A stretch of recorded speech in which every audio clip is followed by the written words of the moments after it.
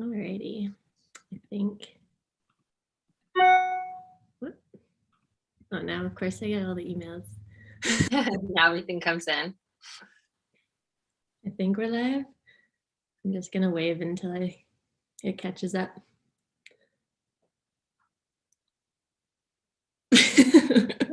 Really? So this is one thing about technology that would be great.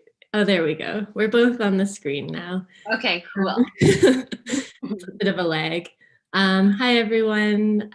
Anyone tuning in or viewing after, I'm Colleen Kruger. I'm from Music Calgary, based here in Mohkinstsis of Treaty 7 region in southern Alberta. I'm hosting our digital talk series and part of SoundOff Summit Digital Strategies, and we're just talking with some industry and artists about their career, some changes they've seen take place on the digital side, and where they see it going in the future. And today we're talking with Kaya Pino, and she works at the Wilders as a music supervisor, and pretty excited to hear about her career and just some changes that she's seen happen throughout the years. So, hi, Kaya. Hi everybody.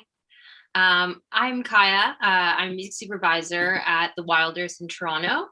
I've been a music supervisor for about 4.5 years now. So that's placing music into TV, film, and advertising.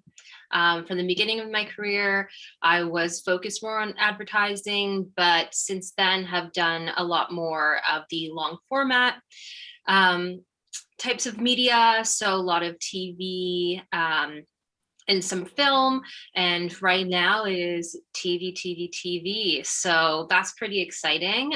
But yeah, that's me. Yeah, like in the past year, obviously we're all facing a lot of challenges and just finding ways for artists to make money. Music supervising and sync and publishing is definitely one avenue, and the unique part of it is that it lives online. So what have you found with like sync and music supervising? Are like TV productions and movies, commercials and all of that still very busy and very much a viable resource? So throughout the pandemic from the very beginning, especially in the very beginning, I think it depended on what stage productions were at, because the biggest, like there's sort of 3 parts to the production. There's pre-production where you're getting ready to shoot. Then there's shooting, which is like where all the production people are. And then there's post-production. So the majority of my job is in post-production. We help out, and it's best to get us in the earlier spot. So we help with we help while they're shooting, but majority of the work is done in post-production. So because all the post-production isn't done in person, it is done online already. So I rarely am in the room with a lot of people that I work with.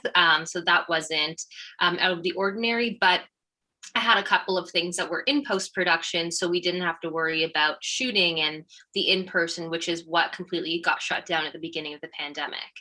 I will say that it was the first big industry that was non-essential to come back and has been running ever since. I don't think I've ever been as busy in my life as I've been during this. Totally, that's a takeaway, is that like digital content is, there's like even more of a demand for it. Yeah, content in general is just not stopping. Everybody's at home, they're streaming, they're watching TV. And when productions are shooting, they're in basically a closed environment. So they have very strict protocols within that they run through. So they've been up since last year. Since last year, things got up pretty quickly, but that meant everything was running at the exact same time. So it was very busy, and they're one on top of the other. But that film side of entertainment was back really quickly, whereas music is definitely falling behind and relies so much more heavily on the in-person experience. So it's still going to be a little while before that comes back, especially at the same capacity. Yeah, hopeful. I think it will come back, and people will be ready to greet it as soon as it does. I know I definitely miss going to shows, going out listening to music with my friends or just being with my friends in general. So I think that, once we're able to, it'll just get back into place and we'll probably be booming. Yeah, hopefully. I have high hopes for that. And I think people are resilient and definitely very social creatures as humans. Mm-hmm. So yeah, we'll jump right back in.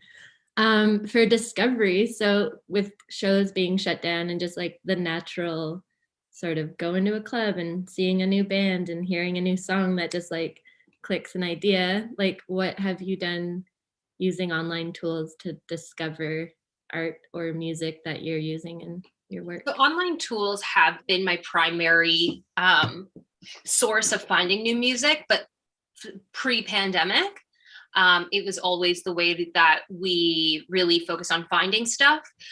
We get sent a lot of music. I have a lot of different people that reach out to me. I have label relations, artist managers, publishers, etc., sync agents who will send me music. But I love the thrill of the search. That is my favorite part. So I will go through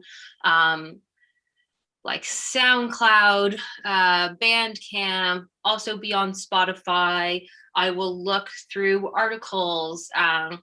There's been a lot of drop off between music blogs. Instead, it's just the larger big media entities now. So there's not as many to choose from, but I used to definitely go through a lot of music blogs and search for any music blogs that are still existing.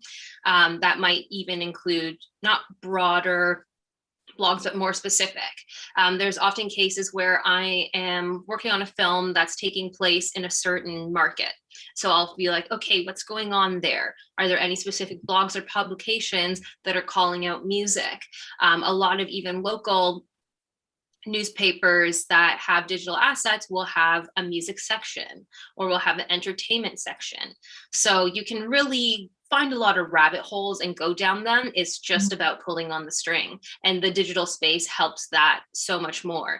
I find I have a background in research and marketing research, so I am all about the search terms. Keyword searches are great, and anything that allows me to search by genre or location are always big winners in my eyes.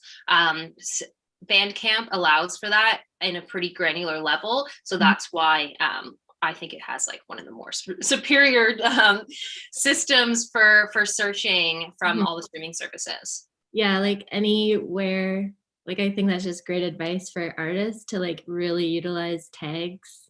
Yeah. Any keyword area that you can fill in and like use your city and town, because sometimes people are looking directly to like a localized especially in the Canadian market. A lot of Canadian content tries to, have the sights and sounds of where they're shooting, but also to support the Canadian industry at large. We are a small country, but, very proud. And there's a lot of great talent that comes from here. So identifying yourself as being Canadian and then also the specific province and city that you're from is really important. I'm finding it increasingly more now that something that I try to take into account is what's going on in the scene and who the artists are. So we're not only having a soundtrack and have the music that works well to picture, but also making sure that it's a relevant type of artist that we're using. So I like to find out a little bit more about who an artist is, what their background is, what their heritage is, what they identify as, so that I am accurately depicting what's going on in a scene. If I'm doing a romantic scene between a queer couple, I'm going to prioritize queer artists to be the soundtrack towards that. So the more that you can self-identify within your digital presence, the better it is. Not everybody gets the opportunity to connect with music supervisors and send them stuff. So you just have to be able to be found within the digital space. Yeah, don't be shy. Some artists always think that like the mystery is better, but it's like, no, make it easy. Make it easy. And totally. Whatever your narrative is around your artist self. I know I have seen on SoundCloud, somebody will list where they're from as like a galaxy far away or something else. And I understand how that ladders up to however their image is, but it is more useful to me and more useful to supervisor to know where you are. Yeah, it makes good sense. And it's like this good advice in general. We just did like a YouTube thing too, and like just the keywords and searching and how to utilize that is really key for people trying to discover online. Very important. And be discovered.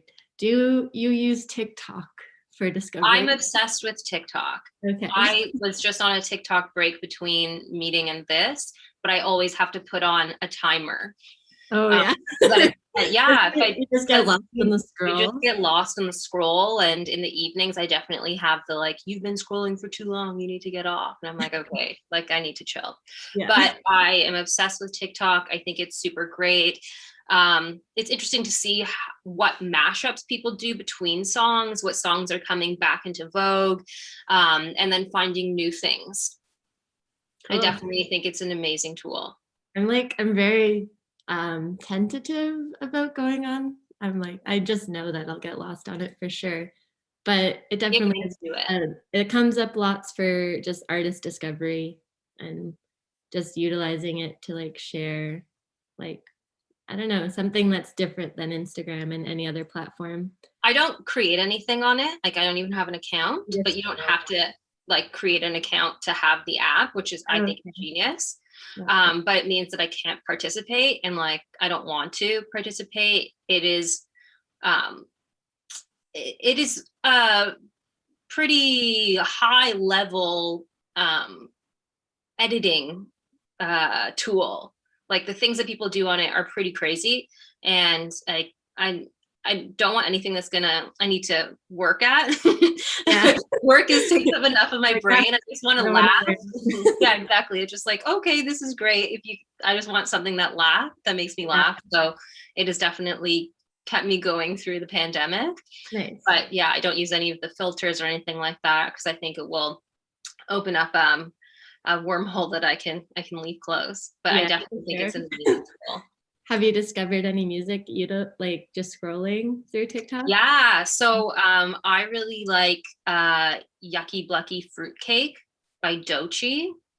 It is the intro to the song is used often. It's like a new trend of introducing like, who you are or showing yourself in one way and then transforming yourself. Okay. It was a really catchy song, and I kept getting videos. If you stop and watch one of the videos, they send you more of the same sound. But then I listened to the actual song, and it is amazing. It tells such a cool story. It has so much narrative in it, and the second half of the song changes, and it just felt so relatable to me in like being young, like being in middle school at the same time as the artist is telling the story. It's really powerful, and it's super different in how it evolves as a whole song. So that's one thing that I listen to all the time. Cool. Yeah, I've found some great songs through TikTok clips that people have shared, and then I go through trying to find that song. So I definitely I use the like little snip of lyrics to like back search it. And I'm like, okay, and then I get obsessed and just listen to it for like a year. Yeah. But I was gonna ask like if there's any online platforms or apps that artists could use to upload any of their music that they feel is placeable in anything where you maybe visit to find songs, or not one that's specifically for sync. Okay. Some sync agents who represent artists might have their own platforms, but that would be for whoever's on their roster, and then you can search through those. Stock Music and Library Music, they definitely do that. It's more just having a streaming platform to put your music out there. I would suggest that everybody do more than just Spotify. Spotify is great, and like that's where a lot of the consumer eyes are. But like the search capability is really tough unless you get on a playlist. The discoverability is almost impossible. It's really, really, really hard to find new music on that platform. I love Spotify to death. I use it all the time. But for finding new music, especially from up and coming artists, it is really, really, really hard to, almost impossible to just averagely come across it unless they get playlisted. Yeah.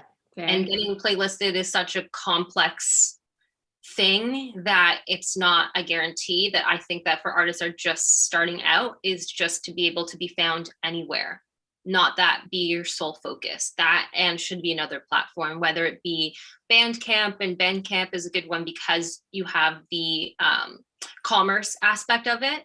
So it is a platform where you can buy music and buy merch or anything else right away. Or SoundCloud. Nice. Yeah, those are great. And they're very searchable, and they can throw you down a rabbit hole. If you like listen to one thing, it can lead you down a rabbit hole of new music, and you're just like, where'd this take me? I love all this. Yeah. Yeah.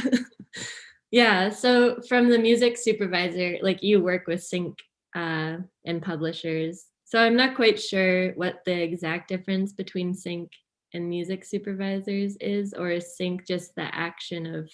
Yeah, sync is the action. So you're saying like I'm syncing a song in a show. So that's the action. A sync agent. So as a music supervisor, my clients are advertising agencies, producers, filmmakers, directors. Those are who hire me, and they hire me to synthesize stuff that I get from my suppliers. And my suppliers are musicians, anybody who represents musicians, sync agents, publishers, labels, etc. And sync agents, it's using the same thing. Those are entities that are specifically pitching for sync opportunities. So they're not a label. Someone can be on a label and still have a sync agent, or someone can be a songwriter and have a sync agent, but they don't represent your catalog. They don't represent you for your artistry and like booking you shows or putting out albums for the general public. It is specifically to connect with opportunities for syncing. Right. Okay. So they'll just have more of the relationships within supervisor, or exactly like your role. They'll have a lot of relationships with different supervisors. Yeah, exactly. Got it. What changes, like, so you've moved from advertising, marketing to music supervision. So like what changes have you seen using online platforms in your career, or what's like the major things that stand out to you? I think the major things that have stood out to me is the harder time it is for independent content to come to the top. TikTok is an amazing platform. There's always some type of media that tries to democratize the space. Usually social media platforms are the ones that do that because you're putting user-generated content out there. But as those get bigger and bigger, they become more pay to play and pay to view platforms. So within the music blog space, they had a lot of different people who had music blogs that were doing daily stuff and could get looks based on that, having their music posted on there. A lot of those have died away, or they got bought by bigger companies and now aren't focused in the same way. Pitchfork got bought by, I believe, Condé Nast. And so you will get the same, like Katy Perry's now pregnant, that you wouldn't have found on their pre-acquisition. And so you're just seeing us like homogenization of content across all these different platforms. So you'll see that in like People or Us Weekly, and then you'll also see it on a Pitchfork. And they still do, like, I love Pitchfork, I follow them. There's still a lot of other things there, but I think it's tougher or to uncover all of the more boots on the ground, independent music on those types of platforms. A lot of like blogs that I used to follow that were Canadian specific, like stopped operation. So it's tougher to to find stuff, and it's tougher as an artist who's just starting out to get those types of looks until you get into getting big PR agents and having them send it out to all of the larger, more pronounced publications. Yeah, totally. And even then it's not guaranteed ever. Yeah, even then it's not guaranteed. And for the average user who like wants to read about music, it's a little bit tougher to find all these things. You have to work extra hard, and not everybody has the same interest or time or heart to keep looking, you know. But we've playlists now, so instead of creating your own playlist, and people still do, if for somebody who doesn't want to do that action, or it's not second nature to them, or they just want to know what's going on and what's trending, you can just listen to one. You don't have to create it. You don't have to dig for music. You can just constantly listen to these playlists that are showing you new stuff. Yeah, and 100%. that works. Yeah, 100%. But you also now have to be somehow fed into that system, because that's the only way that a bulk of people are now listening to music. Yeah, 100%. I know a lot of people that just go direct to pre-made like playlists. And then they get sad when the song they liked is off the playlist. I'm like, you didn't save it. That's something you have to do. Like, the active like engagement is different for sure. It's definitely like always a common thread coming up with the whole like everything going on to these digital platforms. It's like, where is that natural obsession and like discoverability and like digging? Because everyone used to go to the store and they would like dig for CDs or like whatever. There's a bunch of people who truly want to dig. They still do. Like diggers will dig for always. There's just so many ways of passively discovering stuff that if that wasn't in you before, it's not going to continue on. People who are coming into listening to music for the first time might not have that. It's just really changed the ecosystem, and there is less opportunities to find independent artists than there was before. Yeah, interesting. I have to rely a bit more on like content creation and virality. Yeah, 100%. To get there. And I guess like a lot of indie artists that do sort of surface a little bit are people that have a team behind them, or like people rallying behind them a bit more. So they might not have like the top tier PR, but they might get a couple good pieces through their label or different things that help them rise. Yeah, it's a tough one. I don't envy artists at all, but that's one of the things that I love most about my job is the streaming numbers don't matter to me. If I can come across your music, that is what stands out. It is what the music is. So I always, I don't want to discourage anybody from thinking that they need to get like big teams and management in order to be a successful artist. You don't have to. And a lot of parts of the industry don't rely on that.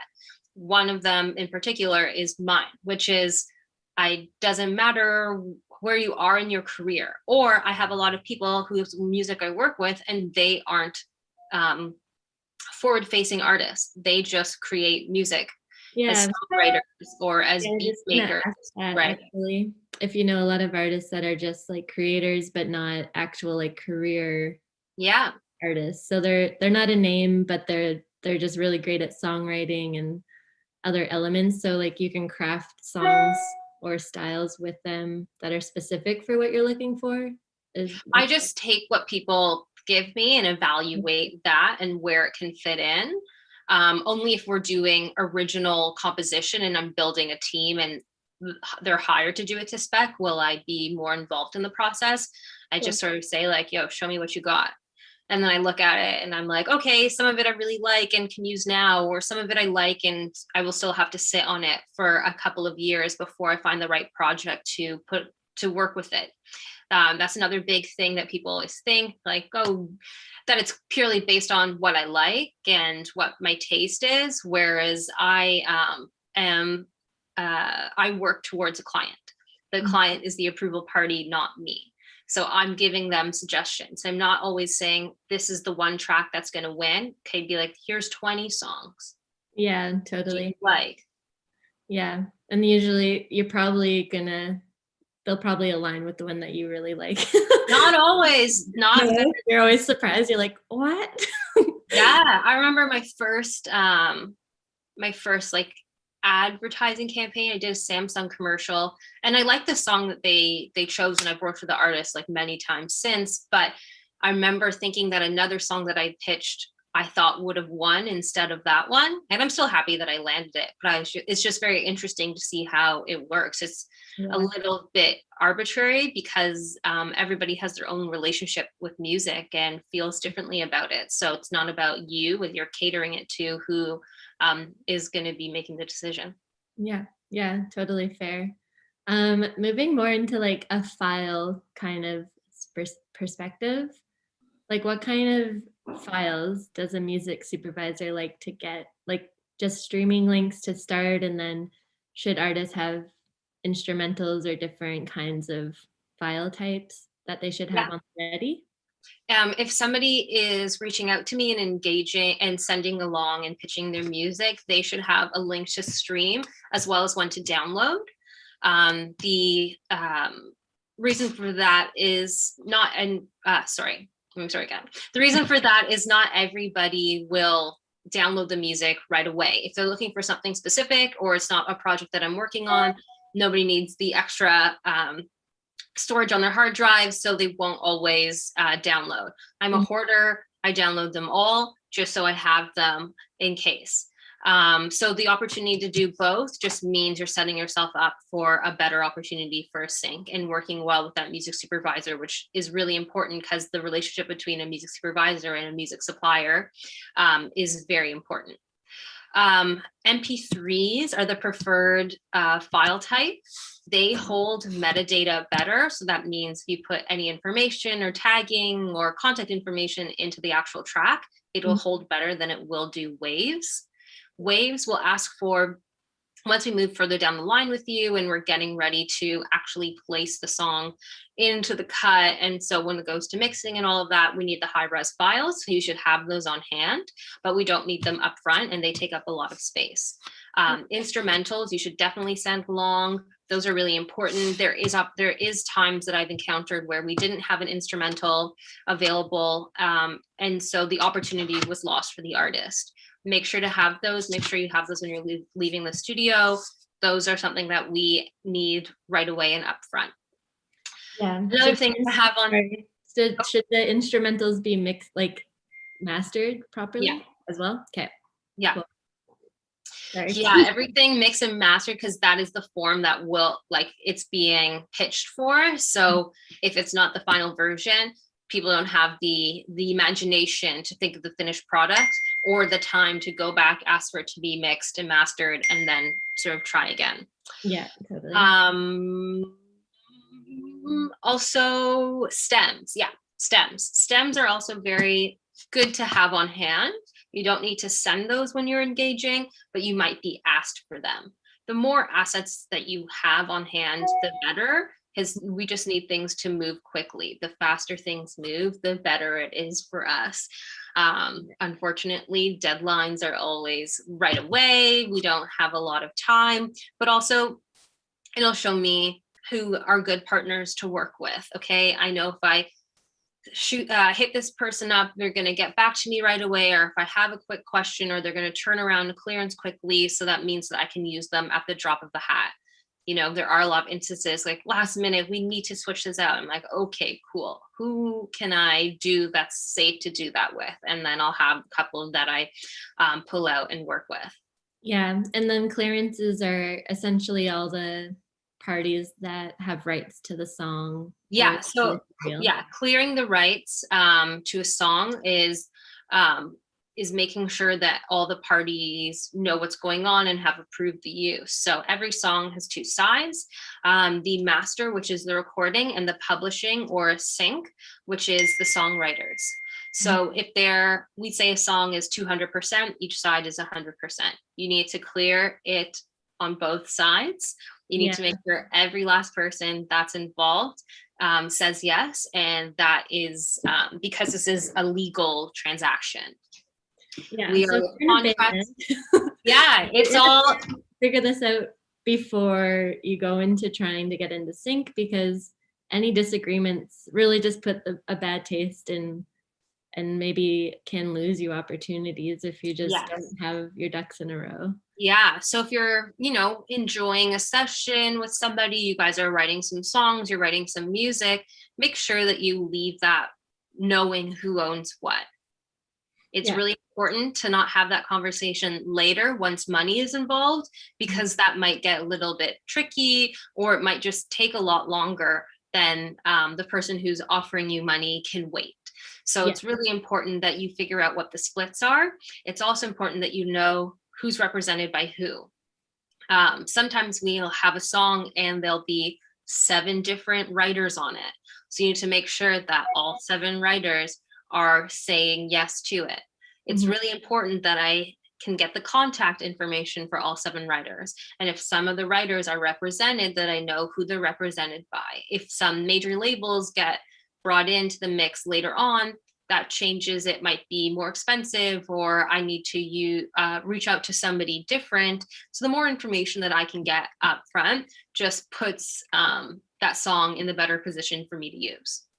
Yeah, so artists can add as much of that metadata to the MP3 files. Like when you're adding metadata, there's like a description box, and you can just there's a notes box or a comments box, and you can just put in a bunch of different stuff in there. You can put in genre, year, you can put in different tags. So the more information, the better, always. But also if you're working with people who aren't represented, it's really important that it is a good idea to ask them, can I speak on your behalf for sync opportunities? So yes, you will be splitting everything depending on what you decide, but it just moves the process faster, and trusting the other person that they will say yes to something that you find favorable, and vice versa. Anything that can streamline the process is always the best to do. Yeah. So with metadata and just information highway, I would call it, I guess. How do you feel about smart contracts and sort of the idea of blockchain information databases? Do you know much about those? No, I don't know much about those. Can you give me a little?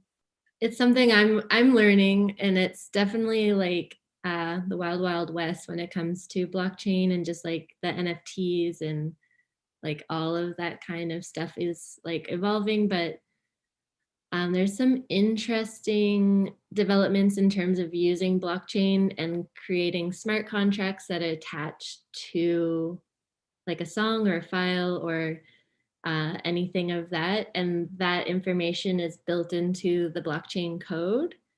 So it lives with that code forever. So once that code's shared, all that information and any transactions that happen onto that code, like go on to it. So you can like see the history of the song, who's owned it at different times. Yeah. And all of that kind of stuff, it's just very interesting, especially when it comes to just how much information goes into music and the rights and the ownerships and how many people can be involved, and the information changes so much. Like I spend 90% of my time just doing admin on most of the things that I work on, just because that's such a big piece. But it would be great if you just did admin on one thing and it translated it to like everything. You need to be like, well, not everybody I work with or interact with is comfortable with Google Docs. So I think we're quite a ways away from incorporating that type of technology. But Google Docs changed my whole career. I was like, once I figured out how to use a spreadsheet, I was like, oh wow, I can just do so much more now. I can track everything. Blockchain technology is just, it's an interesting new era in, I think, just the general arts and could really benefit musicians in terms of paying out royalties quicker and doing all those kind of transactional things quicker, and the right people get that are attached to it. We just did a panel on artists to platforms, and one of the artists was talking about people actually selling their rights to a song via an NFT. So whoever owns that NFT owns the rights to that person's portion of that song. But yeah, it's just like, it's a Wild West. So it's all like new conceptual uses of like Ethereum blockchain and just the platform as a whole. Yeah. So that for Sync, like I've definitely seen, you know, the NFT purchases and what's getting purchased and at what fees. Those are getting pretty high there. For this one, there's so many parties involved that everybody would need to be at the same level of comprehension for it to be adopted. Right. Yeah. Totally.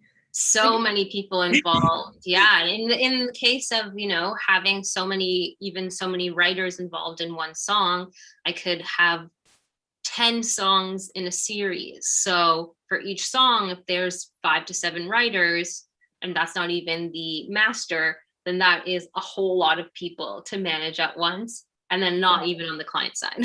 Oh yeah, no, for sure. It'll definitely be like a slow to like the masses, but that's cool. I hadn't heard about it relating to music yet. Yeah, totally. I'm very much new to it, but I think it's something cool to talk about just because it is like evolving and people are trying to use it in terms of supporting arts and royalties management and just like trying to get artists paid quicker and like managing the rights on different material easier without like, one hopes it doesn't like eradicate our jobs, but that it just, you know, I honestly, I think in this particular case, it will be a while. Yeah, totally. Yeah, we might be like, although like adoption's very quick with the next generation on things, and like we're a unique generation that we like began with the internet at a later age, but we don't adopt things as quickly as say like the 20 somethings. Oh yeah, that's going to be all about the anarchy that takes place and all the coups, you know, because they have to eliminate our institutions that use these first, which let's bring them down. Let's do it. It'll be a while. We got to but yeah, it's an interesting topic nonetheless. Yeah, very cool. But yeah, it's been very enjoyable to like chat with you about what you do. I guess thanks so much. The convo is like, what do you see happening in the future in music supervision and content creation and how art is used as a whole, I guess? Yeah, I think that there's content is going to continue to reign. There's so much stuff that's being made at all different levels. And I think music supervision and licensing is going to continue to grow, especially as we start to hold different people and platforms accountable for the music that's being used or the different art that's being used. You'll be able to track if somebody is using someone else's work without properly obtaining the rights or giving compensation. So that's just going to mean that you're going to need people who can be in between and putting those relationships together and negotiating those deals. So I think it's just going to be an expansion of what types of media we work in. So then it's going to be, okay, how does this work in social spaces, at what levels, on individual content creation, what other types of platforms end up coming up, what deals they have to make, you know? A few years back when Facebook was hosting more videos and trying to have videos not be embedded, but uploaded to that system, they had to make a deal with majors so that they can properly collect properly have the licenses worked out for music that's being used in videos, so it doesn't get like silenced. It can still be utilized. Once the pandemic first hit, there was a lot of people moving to live stream. So for live stream, they had to figure out or start to have the conversations of how do songwriters get compensated and get royalties for use in the live streaming space. Mm-hmm. So I think that it's just going to be expanding upon what the uses are and what types of things we need to be mindful of as new technologies come up and new types of platforms come up. But it's only going to mean more or less more accountability for use and artists getting paid. We will have a little bit, I think, of loss of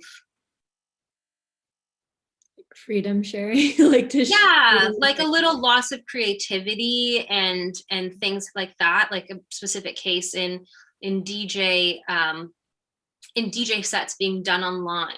Right. So that's a lot of different types of music from different people that are played.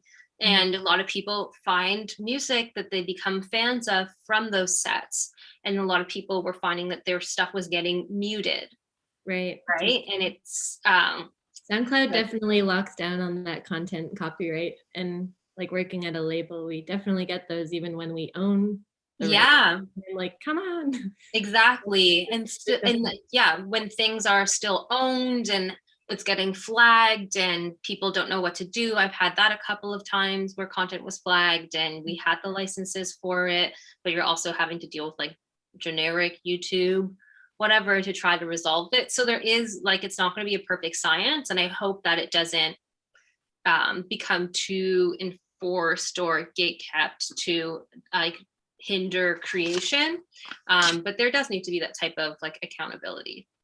To create. Definitely. Like artists should be compensated by these platforms, which do make a lot of money, and it would be great if they just streamlined it in a way that it doesn't silence content, but it actually just pays the copyright owner of whatever's being streamed rather than taking it down, because it can eliminate some of that discovery side of sharing. For people who are just starting out their careers and doing different things. I have heard a lot of DJs have moved to Twitch, and I think they're able to stream and share there pretty freely, or creating Discord channels where they're sharing pretty freely. There is a couple other mixtape like kind of platforms which are able to figure out the content copyright licensing for like mixtapes. It's cool, and it's like great, that's awesome, because we do still, those are enjoyable to listen to and for people to create and share. I think there's just like it's a lot of navigation, and I think a lot of the bigger social media is just such a huge, like they're just too big for their own good in a way, where they can't control everything on the micro like scale, so they just control it at like the top scale, which is easier. Like the least amount of force for them, I think, is probably what the direction they end up going in. Definitely. Hopefully that changes, and maybe the blockchain will solve it. Maybe the blockchain will solve it. I'm hopeful to do less admin in my future. I would love to do less admin. I don't foresee it. I just hope I can maybe like have someone do it for me. Ahead of the blockchain coming. Or we'll have like pet robots in the future that are exactly typing out our admin for us. It'd be that's dreamy. Dream of the day. But it was very nice to chat with you. I'll put your like contact info in the YouTube description. If you're like Instagram or you want people to follow you, happy to share that with people. Which is best, Instagram or a website? A website. Cool. thewilders.tv. That would be great. Thank you. Okay. Beautiful. We'll share that with anyone who's watching, and you can get in touch and make sure you get all your ducks in a row before you connect. Just like continue to make music and don't be afraid to put your stuff out there. Make yourself visible. You know, we want to hear new music. People need it. And it's, people need to hear those stories and from different types of people. I just think, you know, the creation of music is amazing, and we're not going to need less of it anytime soon. So just keep making it. Yeah, 100%. Please keep making art. But yeah, lovely to chat. And yeah, thank you so much for having me.